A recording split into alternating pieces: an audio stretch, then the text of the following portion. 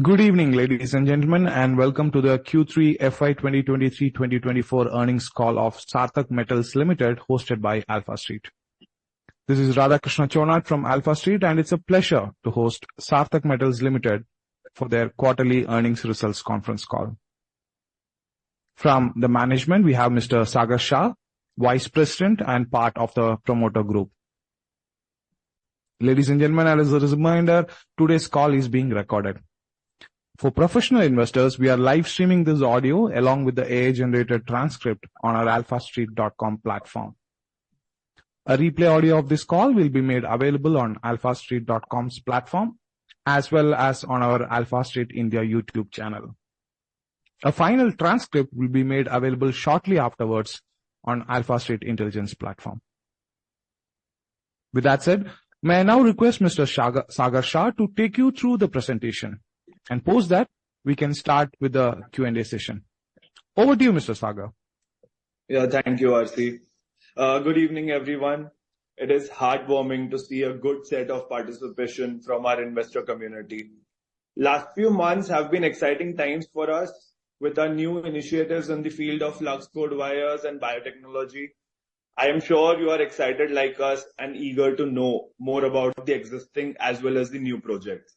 Before we begin, a light on forward-looking statements and disclaimers.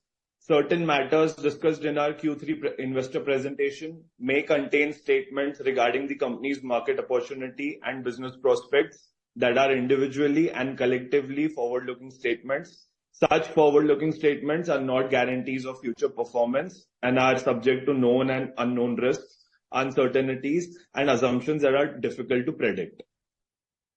For those who have joined us for the first time, a little introduction of our core business. We have two main lines of business, cord wire and the aluminum flipping coil segment. Cord wires are a substitute to single shot addition of alloys into molten metal. Cord wire helps in uniform and homogeneous mixing of alloys in the ladle and have become an indispensable part of metallurgical plants today. Our major clients are leading steel manufacturers, including Tata Steel, Jindal, and JSW, with whom we have long-term relationships. Besides, we have got orders from foundries and fabrication units from different sectors of our company. Our second line of business is aluminum flipping coil. They are used in steel manufacturing processes for deoxidizing of molten steel and as an alloying element for manufacturing specialized steel. Our cord wire did a business of rupees 28 crores in December quarter. Both price realizations and volume offtake were down due to combination of factors. Our aluminium flipping coil business in turn posted a revenue of rupees 36 crores. We managed to increase the sales in aluminium in order to utilize our inventory in the most efficient manner. Our revenues in total were down 19% to rupees 75 crores in the quarter 3 24 financial year 24 on a year-to-year basis and 3% down on a sequential basis. Our EBITDA margins were highly affected due to low sales of high value and high margin products in the cord wire segment and mainly due to the painful commodity pricing cycle in the aluminium segment. Our finance cost was rupees 33 lakhs for the quarter, up on a sequential and year-on-year basis. PAT was at 1.72 crores. Okay, now, friends, as you could see, your company went through a roller coaster ride in the recent days. However, there is light at the end of the tunnel, and I take your permission now to present you the vision ahead for a robust growth of your company. Talking about flux wire cord segment, we have successfully taken trial runs and produced a total of 500 spools, giving us confidence in our technology adoption. The grant of the BIS certificate was a big leap ahead for us, and getting rapid approvals from different customers from different sectors is giving us the confidence that we need. We are now targeting to get all the necessary government approvals for the railway sector as we see a lot of traction and tailwind in that segment. Talking about biotechnology, Friends, we are pleased to announce the launch of the new Industrial Biotechnology Division of your company. Being centrally located in the heart of India, we are confident of a very successful venture on this. Our objective is to create a global manufacturing hub in the areas of industrial bioenzymes and allied healthcare nutrition and dietary supplements. To achieve this, we have already tied up with CSIR laboratory for technology transfer on enzymes. We are also closely working with reputed local institutes of national importance like LIT University and Hislop College for standardization and domestication of licensed CSIR technologies at our plant that will further catalyze the growth process. We have already hired some key technical people and still hiring skilled manpower for the project. The proposed manufacturing facility will be a showcase in the field, focusing on both solid state and submerged processes on enzyme engineering.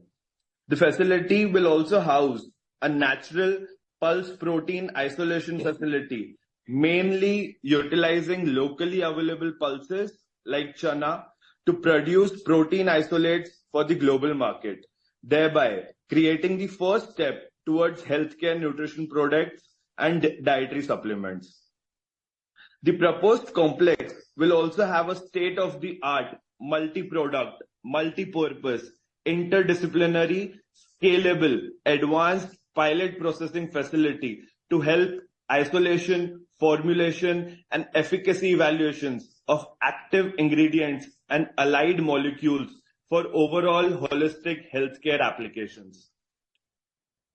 We had a promising stall at the recently completed Advantage Vidarbh exhibition, a brainchild of Honorable Union Minister Mr. Nitinji Gadkari, who himself, having spent quality time at our stall, is convinced on the project. The flagship product of our manufacturing facility will play a key role for the ambitious 2G ethanol project of Government of India. The Government of India has advanced the ethanol blending program in petrol from 2030 to 2025. India, in the coming times, will require staggering 1,000 crore liters of ethanol, including 100 crore liters of 2G ethanol by the year 2025-2026. Your manufacturing facility is getting geared up to play a major role on 2G ethanol. Talking about the overall global market size, the enzymes hold in excess of rupees 75,000 crores, including 30,000 crores of protease, 16,000 crores of cellulase, 10,000 crore of phytase, and including many other enzymes, which are steadily growing at a CAGR of more than 6%. However, with lower penetration of Indian players in the global market, experts in the field predict a growth trajectory of around more than 10% CAGR for industrial enzymes and around 15% CAGR for overall healthcare nutrition products and dietary supplements. Friends, the vision of your company is clear.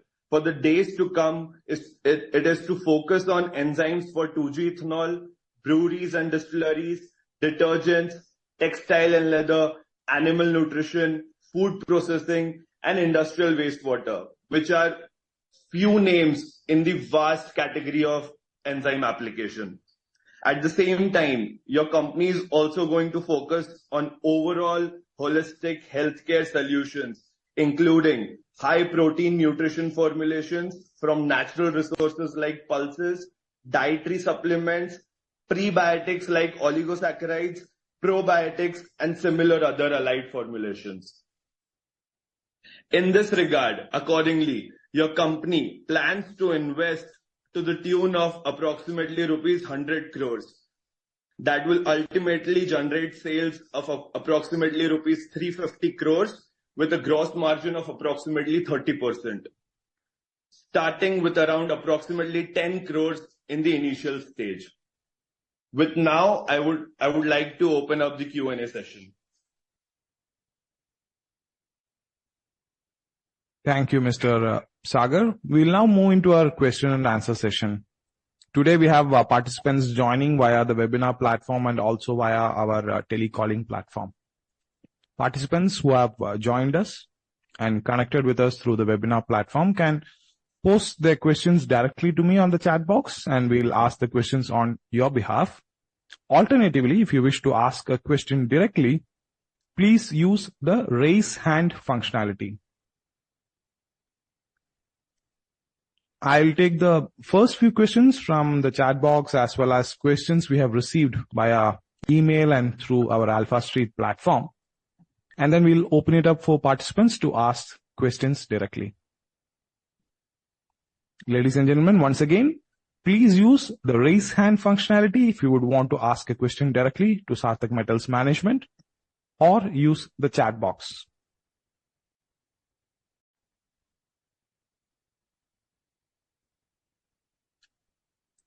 I'll start with the first set of questions that we have received via email, through our platform and through the chat windows.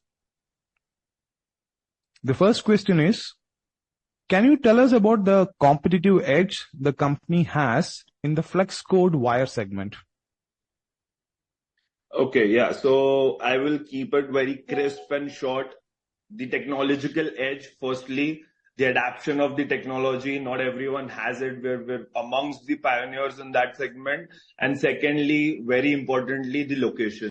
We are so strategically located around big fabrication houses who are filled up with big order books. Thank you, Sagar. The next question is, can you give a brief of the current order book your company has in the flex core wire segment? It is actually a little soon to reveal that, because we are in the process of getting rapid approvals as of now. And yeah, I will reveal, we would reveal that in the coming times. Thank you, Sagar.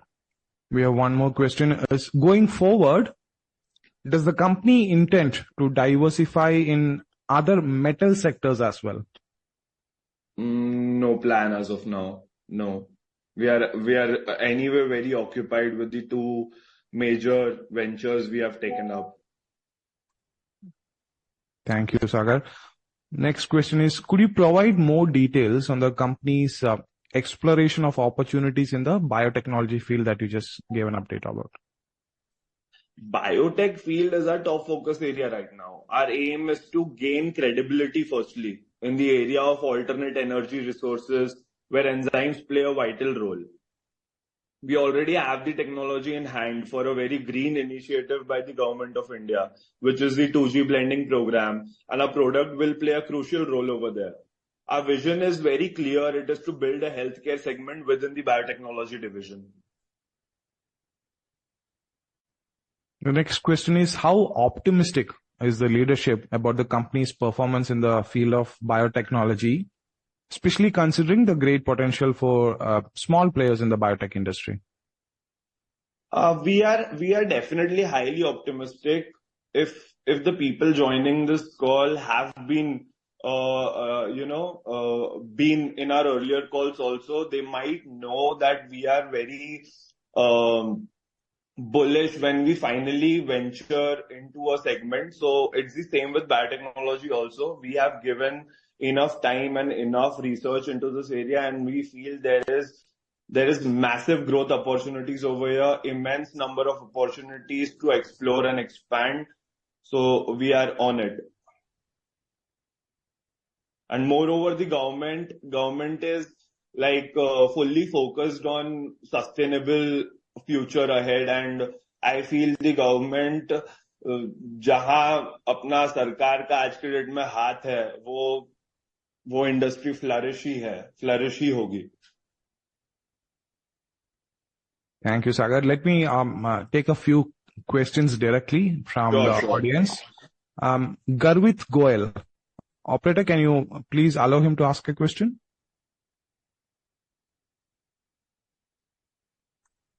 Hello, am I audible? Yes, Garvit, go ahead and ask your question.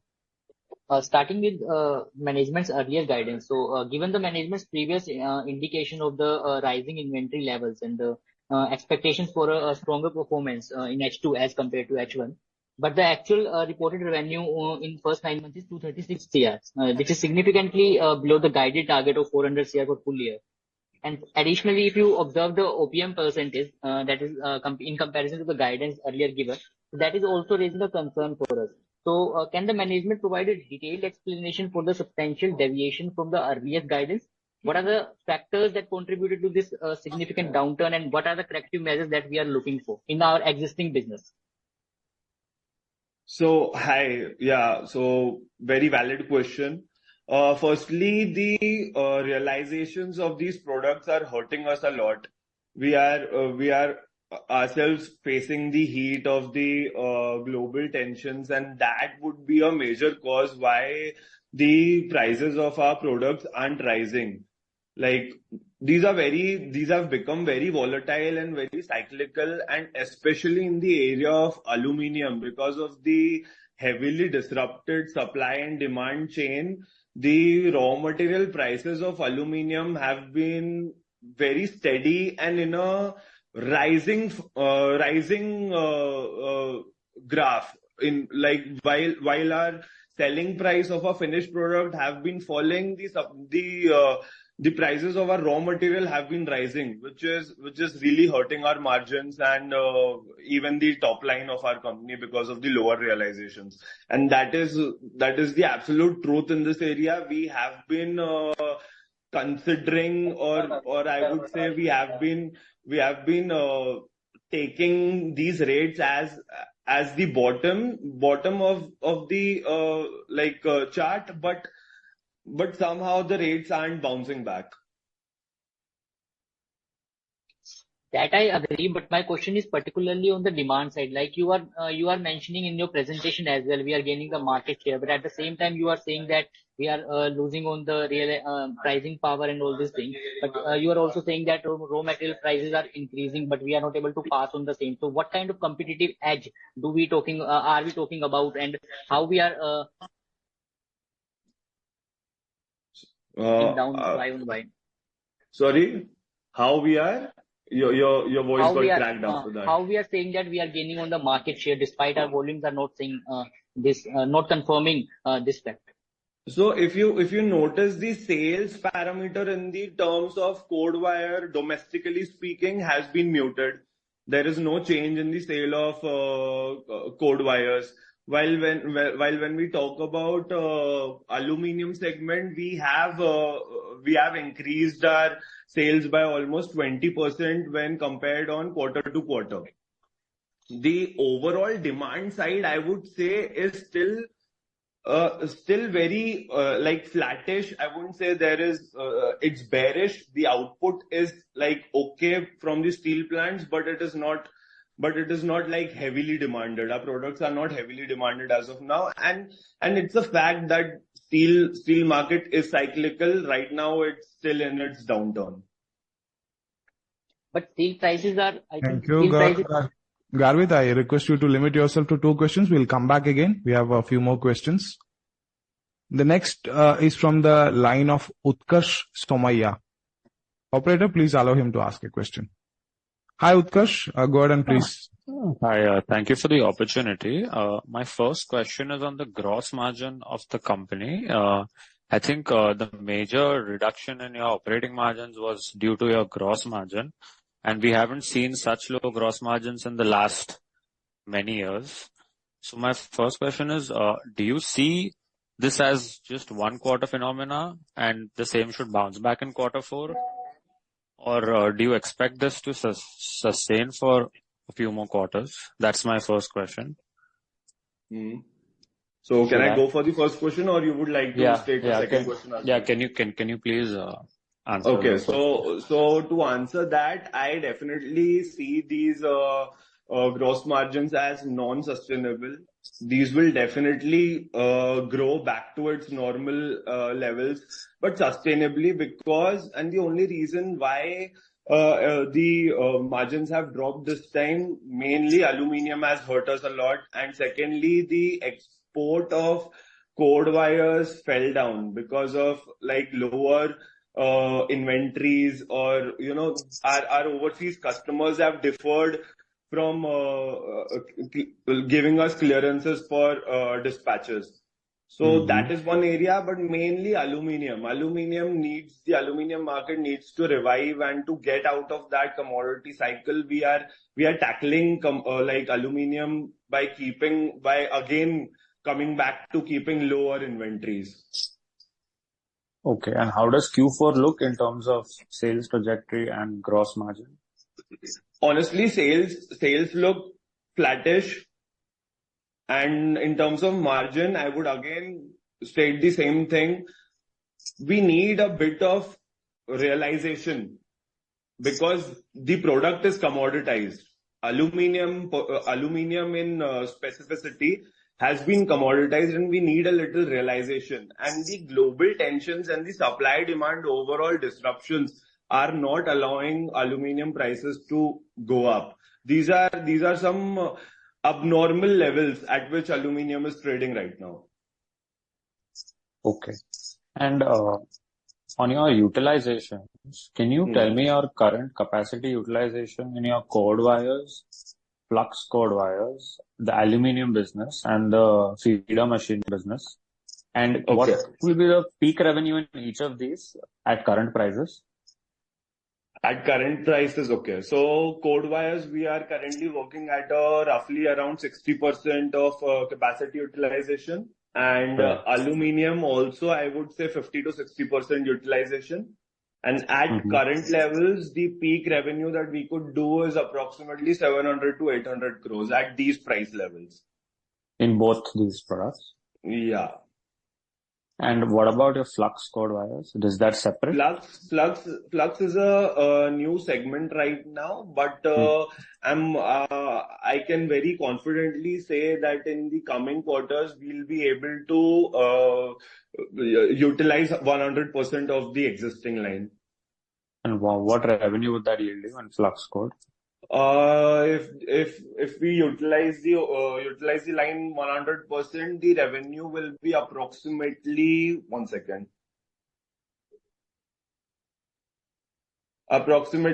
4 crores.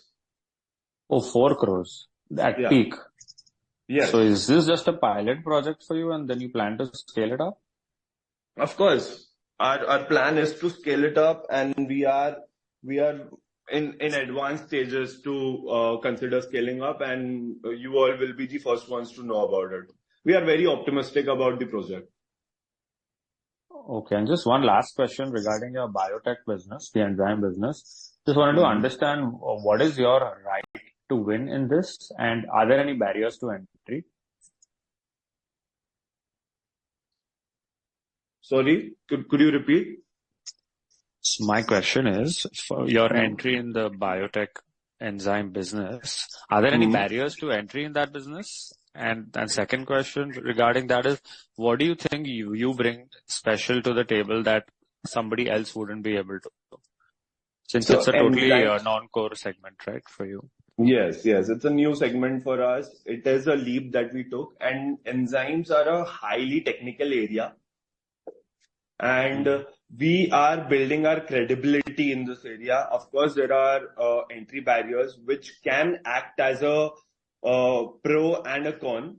In our case, since we have already ventured into this area, it is a challenge for us right now, but we are very confident in terms of having technical collaborations with the government of India itself, and starting our journey, building our credibility in the area which is controlled by the government itself.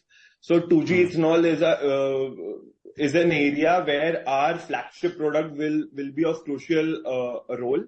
And that is how we are building our credibility, and using other sectors also we are gaining that momentum much needed. So, but with respect to barrier to entry, how are you able to do this with a background coming from a metal industry? And how is it that you're able to enter into such a non-core field? By building up a facility which will be a showcase to our credibility. And the main thing is our own business experience is the most important thing I feel. I feel, and venturing into a new area has been a challenge to us, but we are very confident, and we will have to wait and see how it goes. Okay, and just one last question regarding your peak revenue you mentioned. Do you think you'll be able to come anywhere close to that in FY25? It is hard to say, it is hard to predict like that, but definitely if you have been a key observer of the steel output, you would very well know that it is cyclical, and if during its downturn, if we are able to post a revenue of approximately 300 to 350 crores, so during its upcycle, we will, because rapid expansions are happening at all our customer houses, and we, being the pioneer in this area, we have some very solid relationships with them. So once the output and once the demand increases, we are very confident of maintaining, if not increasing, the market share. And if in that very same market share, we'll be able to come very close to 700 crores. Okay. And so do you have any pricing power in your products? In the area of code wires, we definitely do. Because code wires are also technical, and like we having the expertise, having aligned with the steel business since the past 2 decades, now we have the expertise to supply the actual mix of different alloys in the form of code wires to the steel plant. So code wires, our quality, our service gives us that pricing edge. But in terms of aluminium, it's commoditized, it's simple conversion. Okay. Thank you and best of luck. Thank you. Thank you, Utkarsh. The next question is from the line of Gagandeep. Operator, please enable him to ask a question directly. Hi, Gagan. Please unmute and go ahead and ask your question.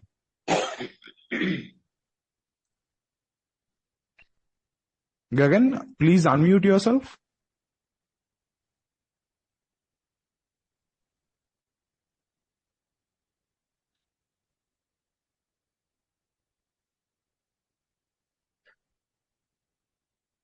Gagandeep, I hope you can hear us. Since you have raised your hand, we have allowed you to ask a question. Please unmute yourself.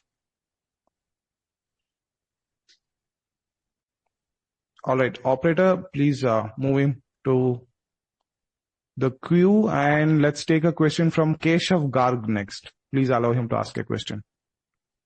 Mr. Keshav Garg, please unmute yourself and go ahead and ask a question. Hello. Sir, Yes. I hope this is audible. Yes, Keshav, go ahead. Sir, so regarding this biotech foray, sir, in previous calls, you had mentioned that you are interested in venturing into the chemical side of the business, and that too related to the steel industry, the chemicals that are being required by the steel industry. But sir, what I understand from your commentary that we are trying to make some kind of enzymes which will go into initially the bioethanol. Sir, so now that being the case, sir, so sir, now you mentioned that 10 crore will be our initial investment. Sir, so by when will incur this investment? When will it get commissioned? And when will the revenue start coming? And this 100 crore total investment, sir, can you give us some kind of roadmap that by when will we deploy this whole 100 crore, and by when can we expect 350 crore top line? And when will this division get commissioned, and when will it break even? So, hi Keshav sir. Hello. Hi. Yeah, I'm audible, right? Yeah. Yeah, hi Keshav sir. So, very interesting question. And in my opening remarks, I have quite delivered our vision, because I wanted to be very clear. I know we are venturing into a very different segment when compared to our traditional area. So I tried to deliver a clear roadmap ahead of us in that area. So yes, the 10 crore that you asked, that we plan to infuse should happen in the next financial year as a whole. Revenues, if you ask me, revenues should start coming in the second half of the next financial year. The 100 crore total infusement is our estimate that we would like to put in the segment because of the potential and because of the promises this industry holds.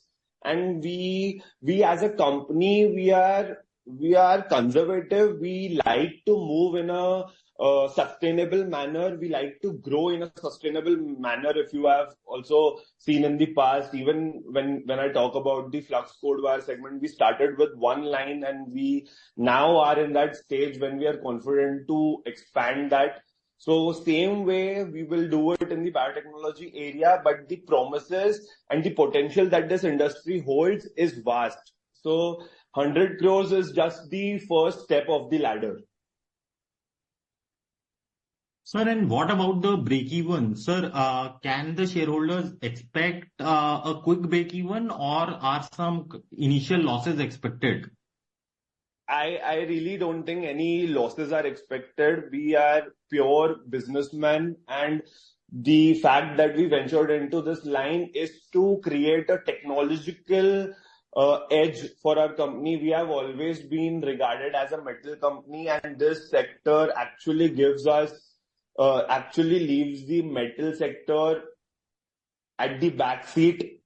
The metal sector has been our driver of growth since the past 2 decades, and now it is time to push back and something new to take over, and that new had to be something technologically strong. So this area holds that technological edge, and I truly don't believe that we will incur any losses here. Sure, sir. Sir, that answer is very much appreciated.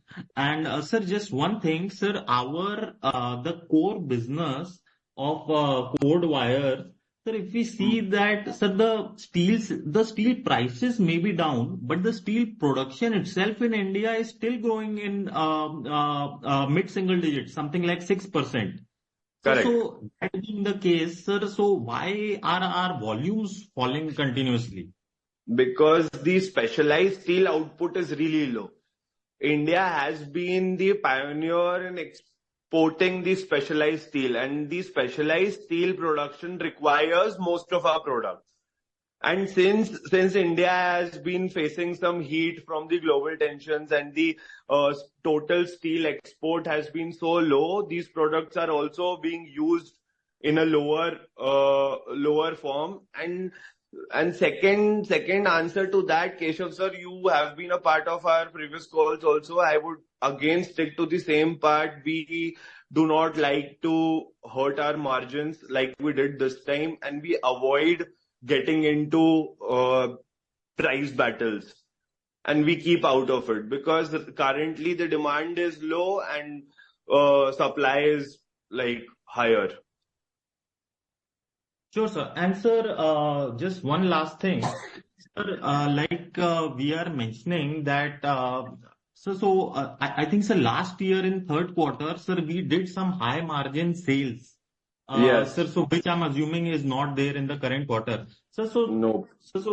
Is that demand getting deferred, or was that just a one-time thing? Sir, because I'm thinking that, I mean, since our consumers are going into some kind of production, so is that kind of steel, has it permanently stopped being manufactured in India? So India hasn't been a great consumer of good quality steel. It's a hard pill to swallow, but we have learned this the hard way. India has been a consumer of low quality steel, and when the term low quality comes into the picture, our products consumption at the steel plants gets lower. The previous year and the year previous to that were the years when India was heavily exporting its steel. And whenever export terms comes under picture, the steel that is being exported is high quality steel. And whenever high quality steel is being made, our products of good quality are being used. So that's the whole picture. Sure, sir. So basically, the long and short of it is that once steel exports increase from India big time, then we can see some kind of export of steels will definitely benefit us, has benefited us in the past, and will benefit us in the future also. Sure, sir. Thank you very much and best of luck. Thank you. Thank you, Mr. Keshav, for your questions. The next question is from the line of Anay Mittal. Operator, can you allow Anay Mittal to ask a question? Hello. Yes, Anay. Yes, go ahead, Anay. Hi, thanks for the opportunity. Can you let me know what is your guidance for this year and FY25? FY25 will have a steady growth of 10% when compared year on year from financial year 24. And for we FY24? are expecting that, and the steel cycle has been very uncertain and volatile, I would say, and the amount of expansions that are happening around us in our different at our different customers' plants, the expansions are very promising. So once they all kick off, once they all start off, I can't really suggest that what would be the growth. No, FY24, because whatever the 10% you are saying, it would be applicable on what you end up in FY24, isn't it? Correct. So can you let me know what is FY24 then? FY24 should close around 330. 330 CR. Yes. Yes. Okay. And what about means FY25, you said 10%, but will you have any revenue from your new venture, which is on the Definitely. Keeping that aside, only the traditional business of ours should grow at a steady growth of 10%. We will definitely try to stretch it even more, but that's the steady growth that we've always showcased. Got it. And if you have to put some number to your new business, is it 20, 30, 40? What is that number? Flux core wire and estimated... No. Biotech, it is too soon, sir. I cannot put a number for it. Okay. Then when you say that you are not considering the new business, it's flux core wire, that's what you are saying? That you are not considering it the 10%? Yes. What would be the number from flux core? Flux core wire, we should definitely make up to approximately 10 CR in the next financial year. Up to 10 CR. Okay. That will be over and above the 10% growth on 330. Yes. Right, which is 330. Okay. Got it. Yes. Which means overall you might end up somewhere at 390, 380, 390 FY25. Correct. And with higher margins, I would believe. We are working on gaining higher margins, which is why we have ventured into these new areas. So one is flux core wire, also promising us higher gross margins, and biotechnology division definitely much higher gross margins. Okay. That's it from me. Thanks. I would just like to add on it. We have already tasted the top line per se, and being the second generation, I was very curious on having that technological power which we missed in our traditional work, and we were really looking for something which would boost our work towards our bottom line. So these sectors, these new areas will definitely do that for us. Okay. And the capex that you are looking at is 10 CR, isn't it? Initially. Initially 10. And that 10 CR would be incurred next year itself? FY25 itself? Yes. That's what we presume in. Yes. Okay. Thanks a lot. Yes. Thank you, Mr. Anay Mittal. Let's try Gagandeep once again. Operator, can you allow him? Gagan, I hope you can hear us. Please unmute and ask.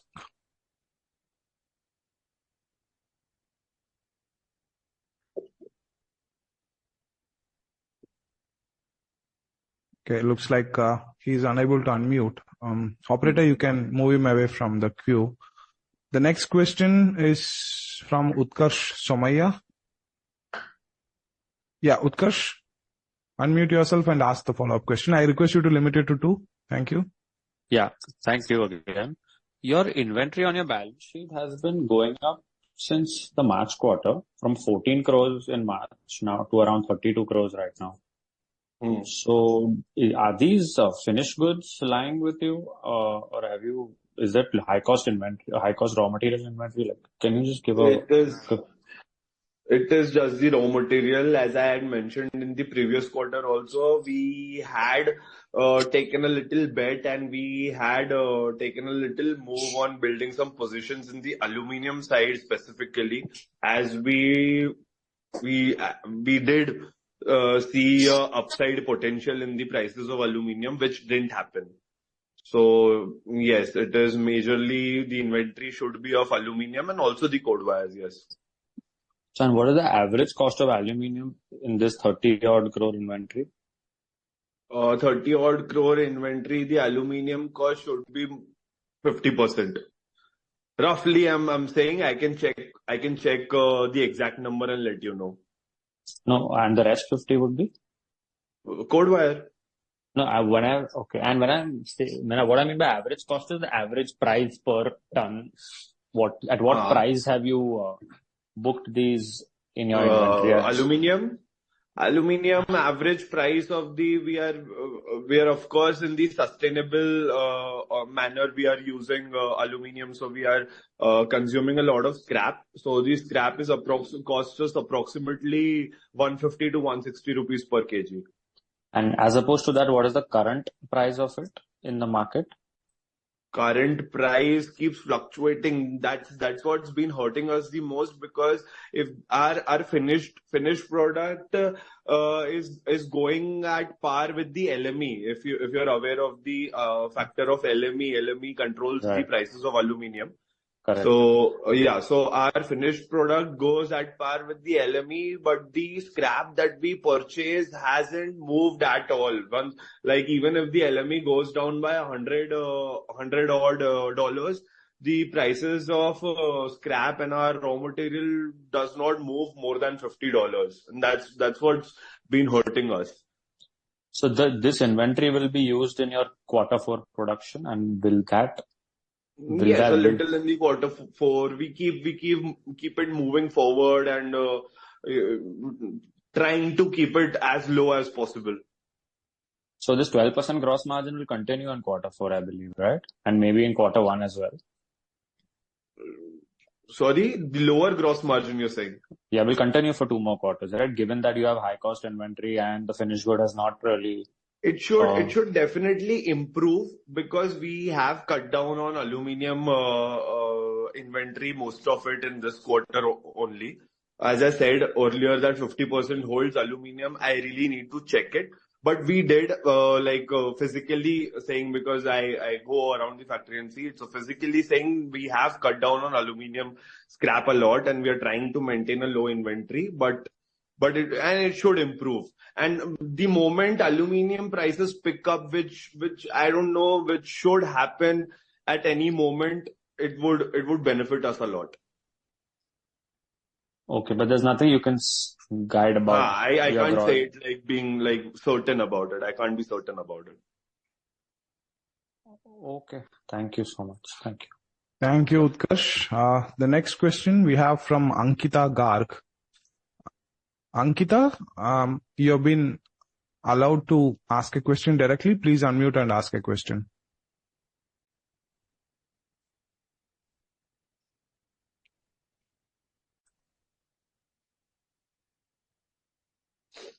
Ankita?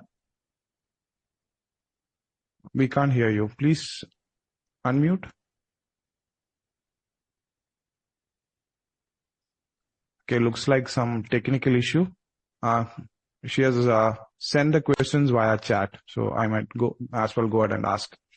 Ankita's question is, have you identified the clients and output of the enzymes? Where would you pitch this product, and what could be the initial order book for the same? How does it look like? So initial order book, again, I would say it is too soon to mention any numbers on that. But our initial clientele includes a lot of the detergent players, because detergent is one sector which is slightly, I would say, easy to penetrate. And there is a lot of growing awareness of the usage of enzymes. So detergent is definitely one of our most focus areas. Secondly, we are surrounded by some very big distilleries, and we have some good relationships with the with distilleries, and we might see some orders flowing in from there also. So and the third part I would say is the the promising future this product holds. Like 2G ethanol, the moment 2G ethanol from the government, it starts gaining traction, because it is under rapid R&D right now, and the moment it starts gaining that traction, which is inevitably going to come, we are going to face a lot of steam, and we are going to face a lot of traction in the demand for our products. Thank you, Sagar. The next question is, what is the current capacity utilization of both the segments of your company? 50 to 60%. Poised very well, positioned very well for the future demand. Thank you, Sagar. The next question is, going forward, how do you intend to keep up with the growth that the company has maintained till now? Sorry? Going forward, how do you intend to keep up with the growth that the company has maintained till now? This is a question we have received via email. So as a company, I would say we have been, since the time we have been incepted, we have been growing at a very steady pace. And we are very happy with the way we have came forward. And in the future, to come out of that steady pace, we have chosen these different lines to venture into. And like, it takes one idea for exponential growth, and we totally believe that biotechnology area and even the flux code wire segment can give us that opportunity, which will result in a very good growth, robust growth in the years to come. We are very optimistic. Thank you, Sagar. We have a question from Akhilesh Kumar. How is the new segment related to welding material doing, which we started trial production already? So flux code wire is the latest technology in the welding area, and it is gaining a lot of momentum. It is a import substitution, and it is being used in heavy fabrication areas. So some key players or key consumers of this product would be related to the railway sector, and then the shipbuilding sector, warehousing, building sector. These are some areas which are highly interesting to us. So this product seems very promising to us, and we are very optimistic again with it. Thank you, Sagar. There are no more open questions that I can see. So, ladies and gentlemen, I'm going to give a few seconds to see if there are any more questions on the line. All right. Ladies and gentlemen, that's all the time we have allocated for today. Please do send in your questions by email to us, and we'll follow up to get those answered by the Sarthak Metals management. Thank you all for joining us for the Sarthak Metals Limited Q3 FY2023-24 earnings call. And as a reminder, today's call was recorded. A replay of this call will be made available on AlphaStreet India's platform as well as our YouTube channel. Perfect. So this was a great session. Sorry, RC, I'm interrupting, but this was a great session. I hope you all look at the company with its past performance, and the way forward for us looks very promising.